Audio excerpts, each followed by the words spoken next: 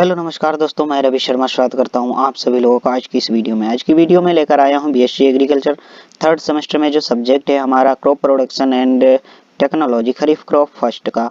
तो उसके सिलेबस में जो है धान की फसल दी गई है।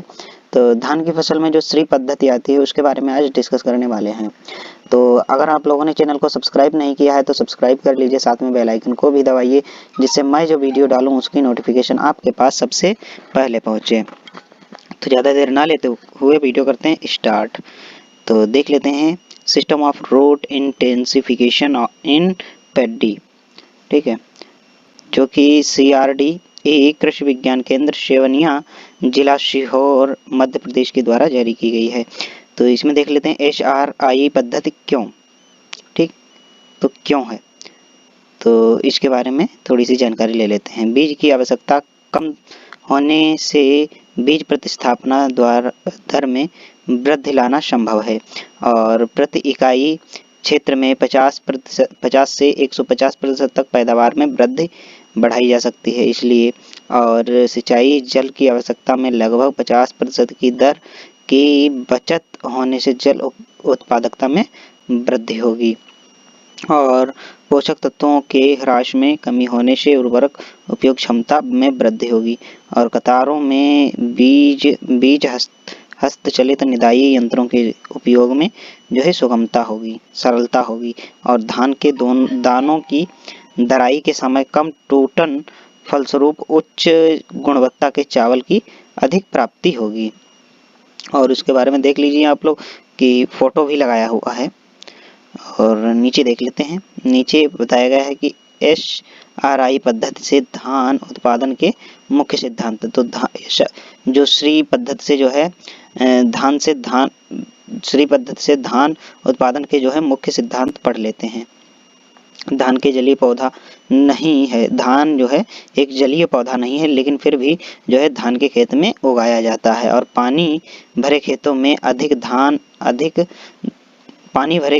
में धान के पौधों की जड़ें लगभग 6 सेंटीमीटर गहराई तक ही जा पाती हैं और पौधे में प्रजनन अवस्था आरंभ हो जाती है। अतः अच्छी जल निकासी वाली भूमि में खेती किया जाना उपयुक्त है।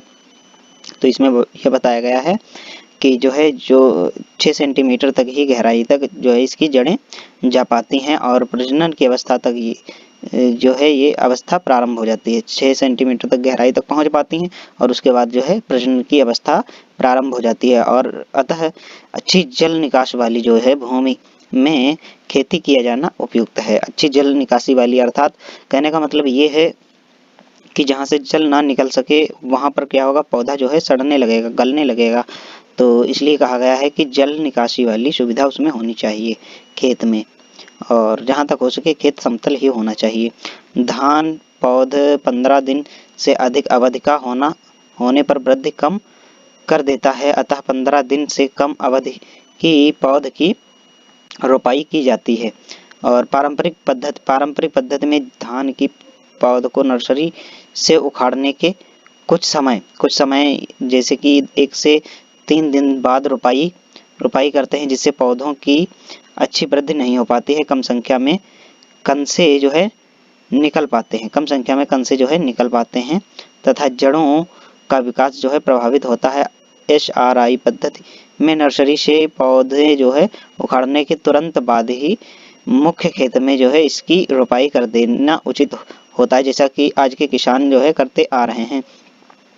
कि जिसे विलंब हो जाता है बाई चांस कि किसान के पास समय नहीं है तो किसान क्या करता है कि जो उसका बीज है जो नर्सरी से उखाड़ कर लाया है, धान का बीज जो है, तो उसको तुरंत नहीं लगा पाता है तो वो क्या करता है 2-3 दिन के लिए रोक देता है। तो उसमें क्या करते हैं किसान लोग कि ये पानी की उसमें जो है सुविधा रखते हैं कि जिससे वो पौध जो है सूखे ना, इसलिए उस पर पानी छिड़कते रहते हैं जिससे वो सूखे ना और मिट्टी वाली ज़मीनों में ही रखते हैं जिससे उनकी जड़ों का और विकास होता रहे, जड़ें उनकी चलती रहें, ठीक है, वो रुके ना पौधा, इसलिए वो मिट्टी में जो है रख देते हैं। और कुछ किसान तो ऐसे ही करते हैं कि एक इधर से नर्सरी से बेड जो है उखाड़ी और फिर उसके बाद तुरंत ही खेतों में लगा दी जाती है। एक स्थान पर एक ही पौधा रोपित किया रोपित की जाती है। तो होता क्या है कि जैसे कि ज़्यादा विलम्ब हो जाता है तो उसमें क्या होता है कि पौध जो है सड़ने लग जाती है या मुरझा जाती है। तो उसमें क्या कहते हैं किसान की एक की जगह पर 2 पौधे लगा दो या 4 पौधे लगा दो कि जिससे कम से कम उसमें से 4 में से एक तो पौधा चल ही जाएगा। इसलिए इसमें श्रिप में क्या होता है कि जो पौधा तुरंत, पहली बात तो इसमें तुरंत ही लगाया जाता है, नर्सरी से उखड़ कर आए कि तुरंत खेत में लग जाए।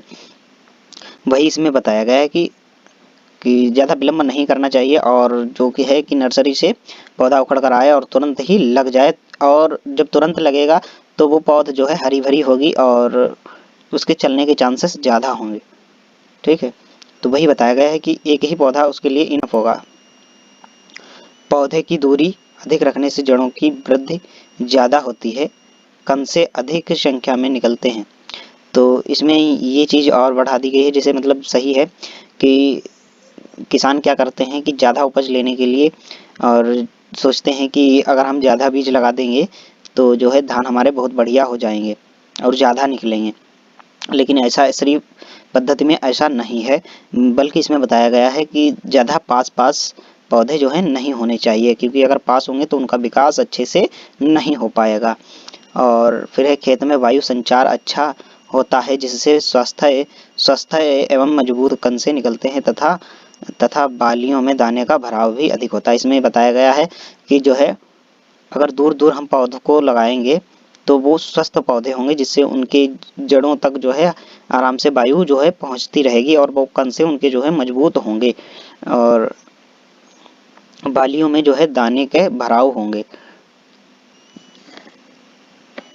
और नीचे देख लेते हैं, पौधों की दूरी अधिक होने से जड़ों में धूप एवं वायु का संचार अधिक होता है।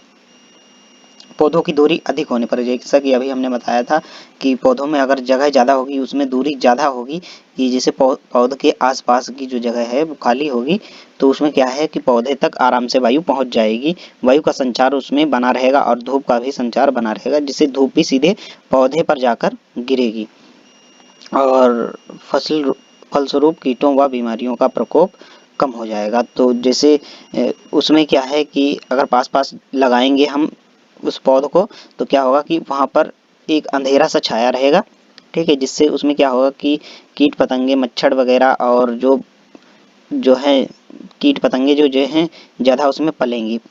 ठीक है, तो वहाँ पर और भी एक चीज़ है, अगर आप कीटनाशक दवाई भी डालते हैं तब भी उसका कोई खास असर नहीं हो पाएगा, क्योंकि वो जो है उस पत्ते के जो पौध लगाया है उसके पत्ते के जो है नीचे हो जाएंगे, इसलिए उन पर कोई असर ही नहीं होगा, वो छुप जाएंगे। ठीक है, तो इसलिए कहा है इसमें कि उनका जो है प्रकोप भी कम हो जाएगा, जिससे उनमें जगह रहेगी तो उनका प्रकोप जो है कम हो जाएगा। फिर देख लेते हैं HRI पद्धति से धान की कृषि कार्यमाला धान की कृषि कार्यमाला की मतलब धान की कृषि कैसे करनी चाहिए और कैसी जगह में करनी चाहिए, क्या बीज की मात्रा होनी चाहिए। खेतों में जल निकास एवं सुगमता पूर्वक सिंचाई की जा सके, यथावत संभव जो है खेत समतल हो। तो इसमें खेत का चुनाव करने में क्या बताया है कि जल का निकास एवं सुगमता पूर्वक सिंचाई की जा सके, यथा संभव खेत समतल हो, कि जहां तक हो सके कि खेत जो है समतल ही हो। और जैसे जल निकास के बारे में बताया, जो मैं पहले भी बता चुका हूँ कि जिससे पौधा जो है गले ना उस जल में और जल सूखता रहे या जल की मात्रा कम रहे, ऐसी जगह हो, और जिससे मतलब वो गले ना पौधे की जड़ ना गले।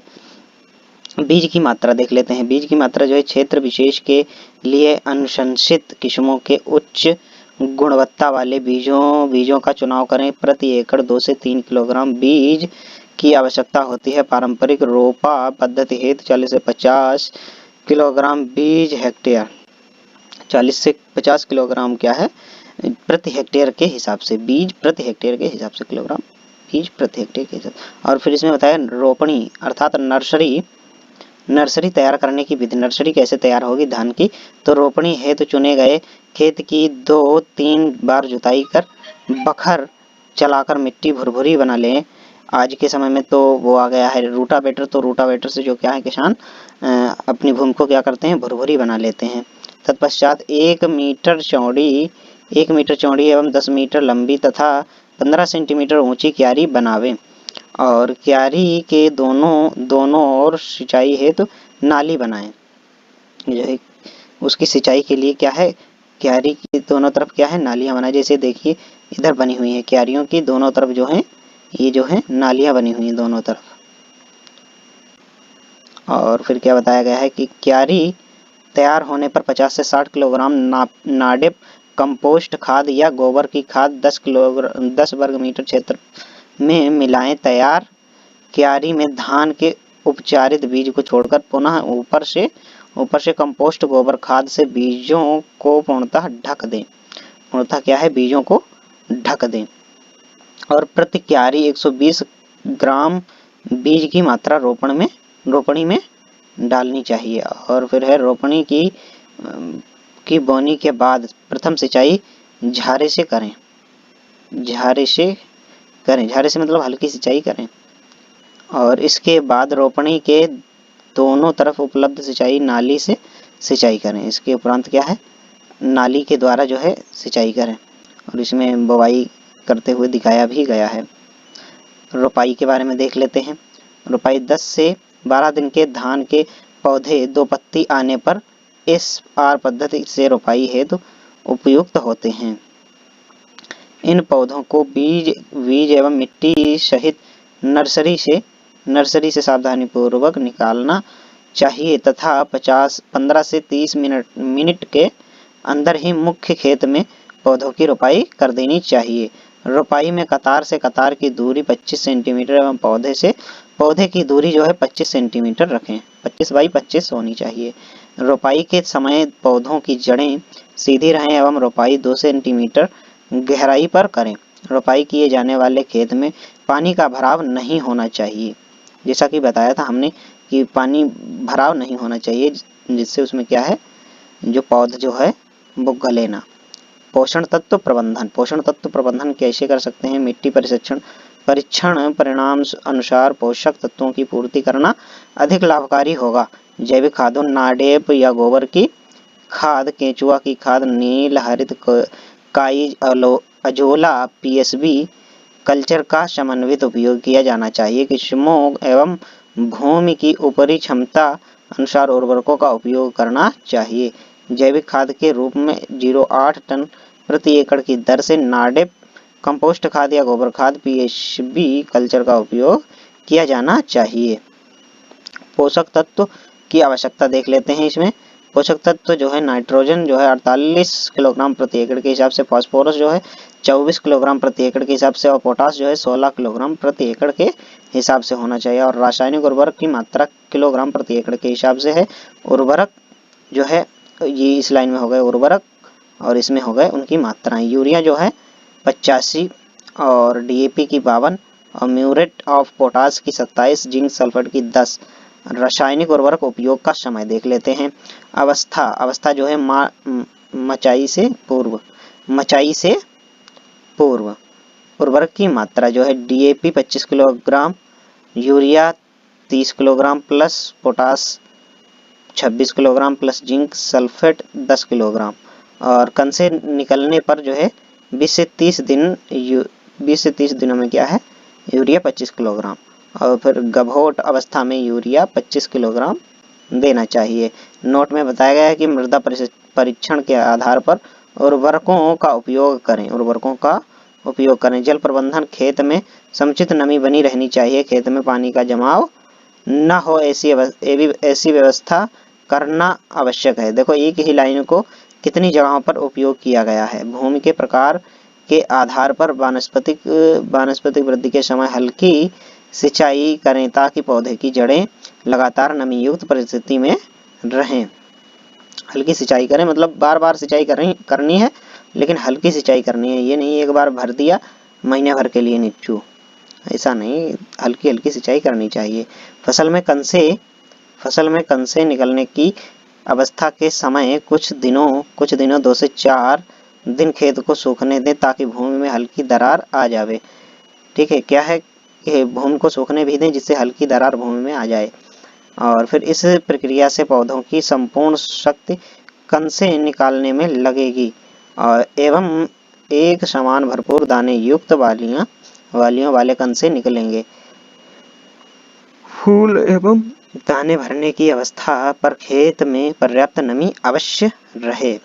खरपतवार प्रबंधन: पहली निदाई रोपाई के 8 दिन बाद प्रत्येक 10 दिन के अंतराल से हस्तचलित कृषि यंत्र कोनो-वीडर से की जानी चाहिए। इस खरपतवार निकलने के साथ साथ भूमि में हवा का आवागमन भी बढ़ता है। जब खेत धान के पौधों से पूर्ण रूप से आच्छादित हो जावे तब निदाई बंद कर देनी चाहिए, जैसा कि इसमें दिखाया गया है, पोस्टर भी बनाया गया। अनुशासित खरपतवार नाशी एवं उपयोग विधि बताया गया। खरपतवार नाशियों का उपयोग विधि। अनुशासित तो खरपतवार नाशक हो गए इधर ब्यूटाक्लोर 50 EC और पेंडामेथलिन जो है 30 EC और 2,4-D 38%, प्रेटिलाक्लोर 50 EC और क्लोरीम्यूरॉन जो है इथाइल। और इसकी मात्रा देख लेते हैं 3 लीटर। और रोपाई के 3 से 4 दिन बाद घास कुल के खरपतवार। और पेंडामेथलिन जो है 3.25 लीटर प्रति हेक्टेयर के हिसाब से। और रोपाई के 3 से 4 दिन बाद घास व मोथा कुल के लिए 2,4-D का प्रयोग करना चाहिए। 2.25 लीटर प्रति हेक्टेयर के हिसाब से। और रोपाई जो है 20 से 25 दिन में करनी चाहिए। चौड़ी पत्ती के लिए होती है ये दवाई। और प्रेटिलाक्लोर 50 EC 125 लीटर रोपाई के 20 से 25 दिन बाद घास कुल के खरपतवार के लिए। और क्लोरीम्यूरॉन इथाइल जो है 0.004 ग्राम जो है रोपाई के 20 से 25 दिन बाद और चौड़ी पत्ती के लिए। सॉरी दोस्तों। और यहाँ से होता है ये समाप्त, जो कि प्रकाशक हैं इसके CRDE कृषि विज्ञान केंद्र सेवनिया, जिला सीहोर, मध्य प्रदेश के द्वारा ये जारी किया गया है। तो आप लोगों को ये वीडियो कैसा लगा है कमेंट बॉक्स में ज़रूर बताइए। और चैनल को अगर सब्सक्राइब नहीं किया है तो सब्सक्राइब कर लीजिए, जिससे मैं जो वीडियो डालूं उसकी नोटिफिकेशन आपके पास सबसे पहले पहुंचे। आप लोग जो है सब्सक्राइब कर लीजिए, जिससे हम अन्य भी सेमेस्टर्स की वीडियो जो है अपलोड करते रहेंगे। अगर आप लोग प्रेम दिखाएंगे तो, नहीं तो भाई बन ही नहीं पाएगा, क्योंकि हम मेहनत कर रहे हैं। आपके इधर से कम एक कमेंट तो होना ही चाहिए।